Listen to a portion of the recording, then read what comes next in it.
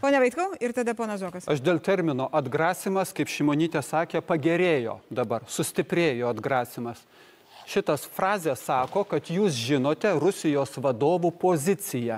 Jie norėjo pulti, bet dabar jau nori Lietuvą pulti mažiau.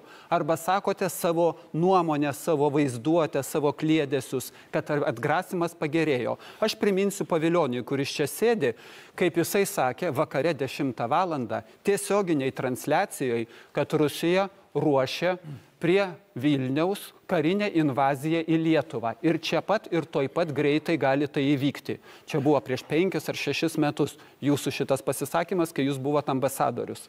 Tai prieš 8. Daugiau nėra ką apie ką kalbėti. Ponas Pavilionis neturės ką pasakyti.